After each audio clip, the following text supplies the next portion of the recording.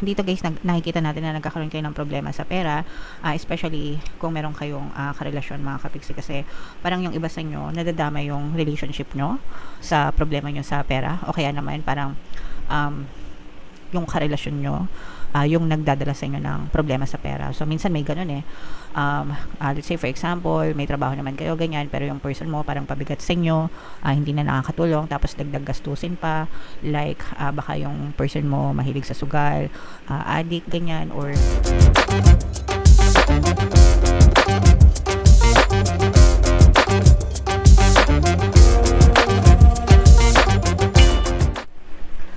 hello guys, hello mga kapiksi, welcome back to Pinay Pixie Tarot.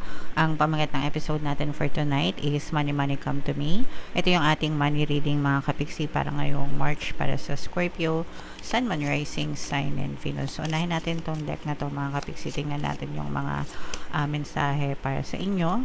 Money manifesting techniques guys. So we have goals, mga kapiksi, basahin natin. Picture the goals you desire in as much detail as possible.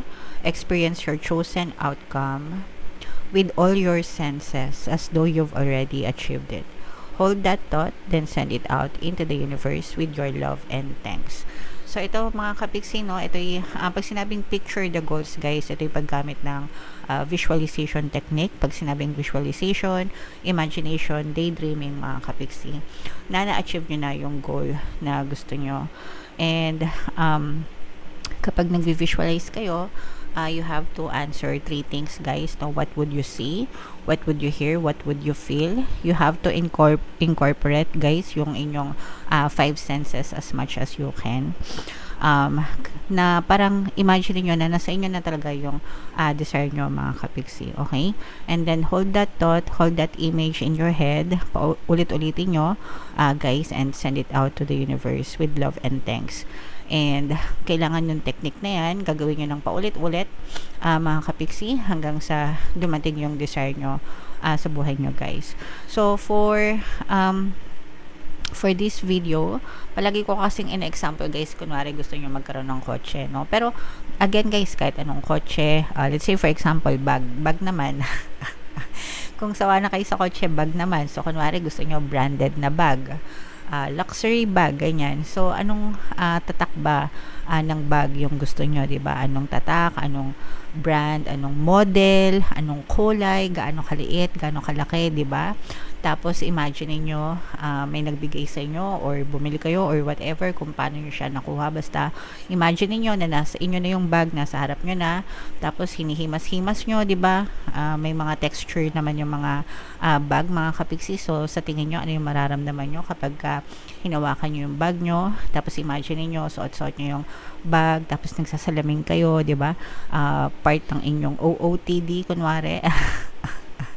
So, imagine niyo kung anong itsura nyo, kung anong mararamdaman nyo kapag nasa inyo na yung bag na gusto nyo mga kapiksi. Okay? So, ganon ang pag-visualize mga kapiksi. You have to incorporate yung 5 senses nyo, anong mararamdaman nyo, anong makikita nyo, diba? Anong maririnig nyo kung applicable dun sa desire nyo mga kapiksi, okay? And again, no, ang technique is to do it over and over again guys, hanggang sa you feel comfortable and send it out to the universe, hanggang sa dumating sa inyo yung desire nyo mga kapiksi, okay? Alright, so yeah, comment down below Scorpio if feeling nyo nakaresonate kayo dyan. Tingnan natin yung money energy nyo guys para ngayong March. Shuffle natin to. Habang sinashuffle ko to, panoorin nyo muna yung video natin regarding sa ating paano mag-manifest ng abundance video course. Kapiksi, sawa ka na ba sa mga struggles at hirap sa buhay mo? Masipag ka ba at masikap sa buhay ngunit hindi ka pa rin umaasenso? Ilang beses ka na bang nag-attempt mag-negosyo at mag-invest pero palagi ka pa rin nalulugi? Sa pagkakataon na ito ay maaaring may subconscious beliefs ka na nagiging balakid sa iyong pag-unlad at pagyaman. Introducing, paano mag-manifest ng abundance video course. Dito ay matututunan mong ma-overcome ang mga balakid mo para tuluyan ka ng umunlad, umasenso, sumagana, maging matagumpay, successful at maswerte sa iyong kabuhayan, pera, trabaho, negosyo, salapi at kaperahan ng bonggang-bongga. Dali, mag-send na ng email sa pinoypixitaro@gmail.com at simulan na ang iyong pagyaman ngayon. Alright, so sa lahat ng gusto mag-avail ng course guys, naka-flash sa screen nyo. Una, meron tayong paano mag-manifest ng abundance video course para sa inyong kabuhayan, para trabaho, negosyo sa lapi. Meron din tayong paano mawala ang third party at magkaroon ng harmonious na relationship. And meron din tayong email coaching, manifest your desires using the law of attraction. So sa lahat ng interesado, mag-send lang kayo ng email sa pinoypixietaro@gmail.com.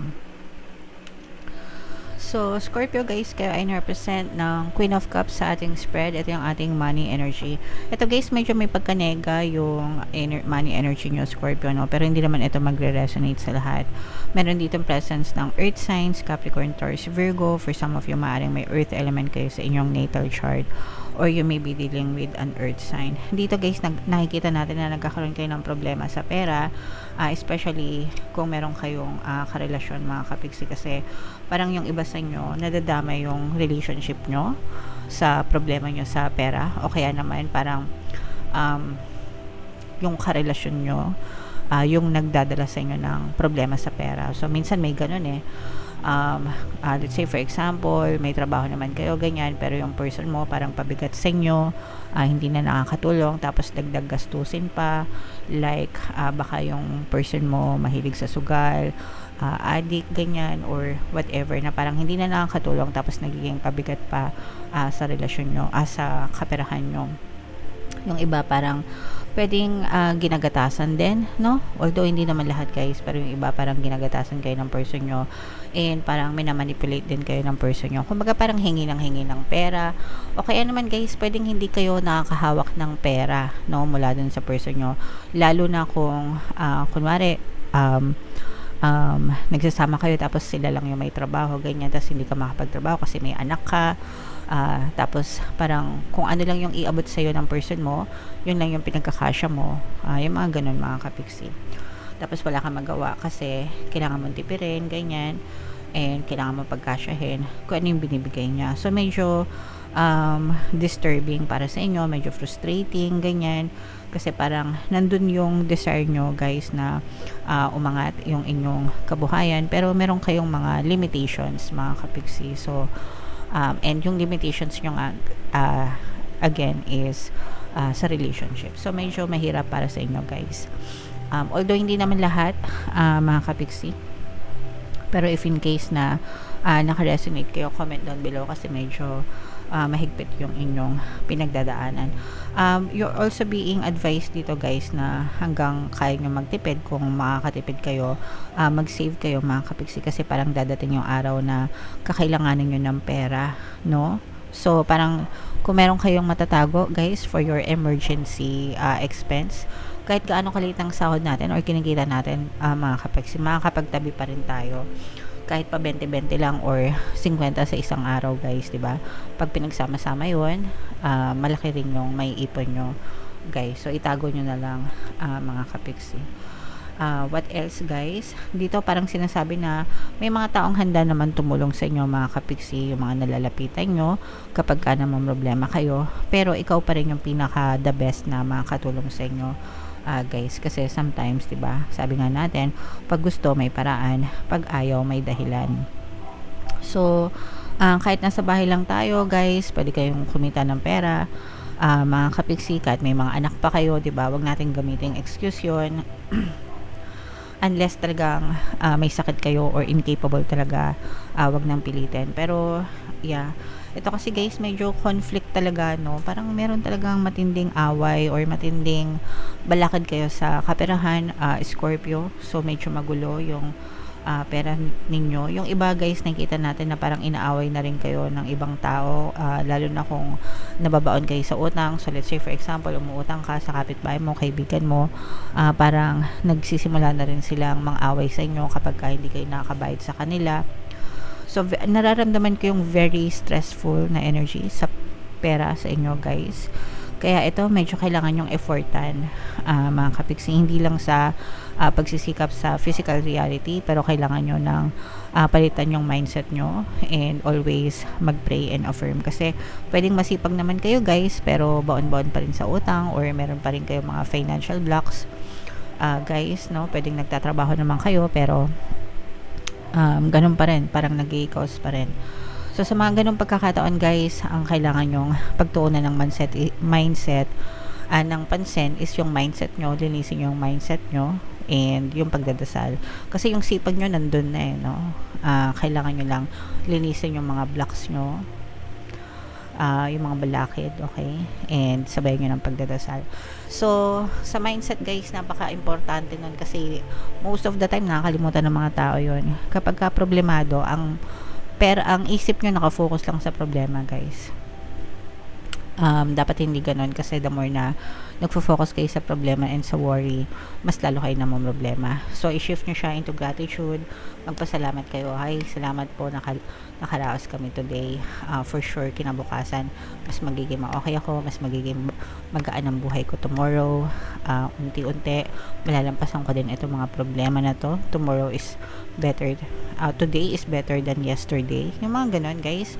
So, you should talk positively to yourself, guys. Para gumaan yung pakiramdam nyo, para hindi kayo masyadong malunod sa mga problema nyo. Alright?